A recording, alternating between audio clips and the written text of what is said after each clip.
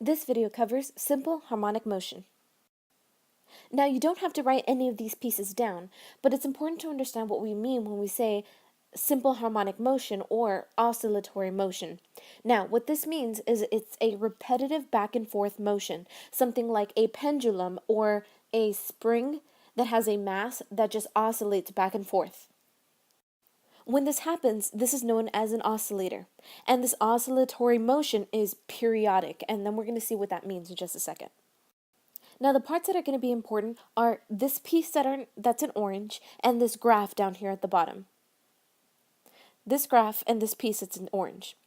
Now, amplitude, we've seen all of this before last year, that amplitude is an object's maximum displacement from its equilibrium position. Now, it's easiest to imagine this with a mass spring system. So again, we know that if we are away from an equilibrium position, then we are at an amplitude. So you can imagine this mass spring system over here. Now here down the center is our equilibrium position. So as we move to the right, we reach our maximum amplitude, and then we come back towards our equilibrium over here. And then we go past our equilibrium and go to our other maximum amplitude, and then we keep doing that. Now, if there was no friction, this oscillation would go on forever. Now, here on the right-hand side, we see a graph that shows our displacement versus time. Now, this displacement versus time graph shows us our amplitude away from our equilibrium position. So our amplitude is only from our center to the top or the center down to the bottom. And our period is the time it takes to complete one entire motion. So that means if I'm going from one point, the time it takes me to return to that point would be one complete period. If we are looking at a displacement versus time graph and we can graph this motion, then we can also represent its position as a function of time. And that's where this bottom equation comes in, where our position function is going to be equal to A, our amplitude, times the cosine of 2 pi times t. Now, this t is the t that we're looking at specifically. So if we're looking at, let's say, 1/4 of a period, then that would be our time. And then all divided by the actual period of one complete cycle. Now, if you look at this function, when time is equal to 0, the entire portion of inside of our cosine is going to become 0. What that means is that our position is going to only be equal to our amplitude. Remember that the cosine of 0 is 1. So my position at time is equal to 0 is equal to my amplitude. And then again, we can see that from our graph, that at time is equal to 0, my position is equal to the amplitude. Now, this function is true anytime that you are starting away from your equilibrium, like a spring that's being stretched away from its equilibrium and then let go and allowed to oscillate about its equilibrium position. Or we can even think about a pendulum that again is pulled away from its equilibrium and allowed to oscillate back and forth. Now, the previous equation showed us when our time was equal to 0, our position was equal to our amplitude. Now, that's still true.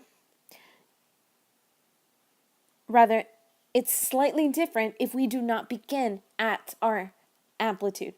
Let's say that we begin at our equilibrium position.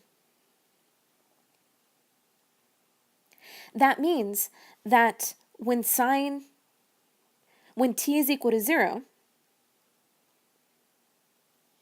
I need to have my position also equal to 0. That means instead of using a cosine function, I'm going to be using a sine function instead. Again, the sine function and cosine function are very similar, except they're only a phase off.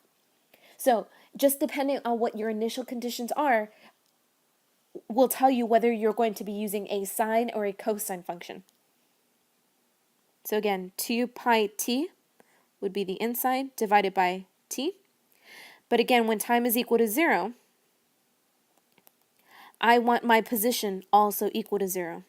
So if I put it 0 in for t, the entire piece becomes 0, and sine of 0 is 0. 0 times anything is 0. Therefore, my position is equal to 0. So now I can see that my function actually matches my graph. So in general, you're either going to be using this sine function or the cosine function for the situations that we're going to be seeing. Again, this equation is true when you begin at equilibrium.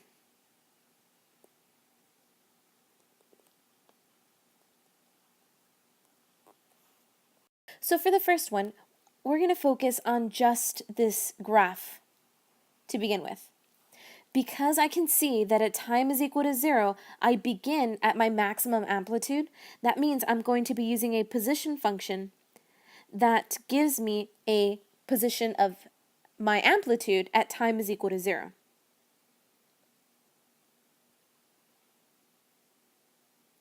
So this is my position function. Now, you can imagine a pendulum or a mass spring system, but I think a mass spring system probably is a little easier to imagine. So for this one, what this is telling us is that again, we have a mass spring that's being pulled away from its equilibrium position and then again allowed to oscillate as it goes through the motions. Now, if you think back to energy, at my maximum amplitude right here, my velocity is actually going to be equal to 0. That means that you're going to slow down up until you reach that point. But again, if you remember energy, when we started talking about the force of a spring, my force of a spring is maximum when my displacement, or in this case, amplitude, is maximum. So, if my force is maximum at this point, then my acceleration is also maximum at this point. But my velocity would be equal to 0. Now, if you look at this middle portion right here, again, I don't have any displacement. So my force is actually equal to 0 here. So my acceleration will also be equal to 0. But my velocity is actually going to be its maximum at this point. Again, all of my potential energy at my maximum amplitude is going to be all converted into kinetic energy as it crosses its equilibrium position. You can also think of a skateboarder going up and down a ramp. Here we have that skateboarder at its maximum amplitude, but again, its final velocity, or its velocity at this point, would be 0. Down here, it would have a maximum velocity, but there is no displacement away from its equilibrium. Again, we'll see these graphs in just a second. So these graphs are, again, matching the situation exactly as I've drawn here. As I move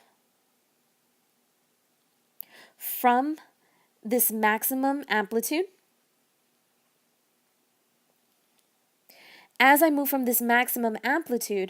going to cross my equilibrium position and then again oscillate back to the top. So at this point, we said our velocity was equal to 0. And if we look at somewhere in between these two pieces, I still have a positive displacement, but it's less than it was before. And if you look at my velocity, now my velocity is in the negative direction because we are moving to the left. At this point, we have our maximum velocity. Again, it's still negative because it's still moving to the left. And we have 0 displacement. Here, I'm still moving to the left, but now I'm beginning to slow down. So my velocity is still negative, but it is less than what it was before. Again, you want to think about your position versus time and velocity versus time graphs from kinematics. When I reach my other amplitude over here, then I have reached a velocity equal to 0. And again, we've reached our other maximum amplitude. And then again, you can follow it as you go through the entire motion. Same thing that we said before, that our acceleration is going to be opposite. That at this point, our acceleration will actually be positive and its maximum because our force will be in the opposite direction, so our acceleration is in the opposite direction. So again, positive in this case. At this point over here, which is this point over here, our acceleration will be maximum but negative. So you can see again how that corresponds to our position functions. Now this function, you can see that it's at time is equal to 0, our position is equal to 0. So our function that represents this graph is going to be xt is equal to a sine 2 pi t over capital T, which is our period. Here, this is telling us that you can still imagine a mass spring system. And actually, we are starting from our equilibrium position. Now, that doesn't necessarily mean that it began there. It just means that that is where your time started. So that's where you began measuring your data. Now, for the period of a spring and a pendulum, the period of the spring will be equal to 2 pi times the square root of m over k. And remember, k here is our spring constant. That's how we can remember that this period function has to do with springs. And we can see just by looking at this equation that our amplitude really does not affect our period. So amplitude does not affect our period. And we did a lab like this last year. Over here, we have the period of a pendulum. And this period of a pendulum is only affected by the length of the string and by gravity. Again, not affected by the amplitude. So these two equations, basically you just need to be able to apply them and rearrange them. So we'll see a little bit more practice of that in class. And the last piece, we just want to look at the energies and the forces and the acceleration all put together.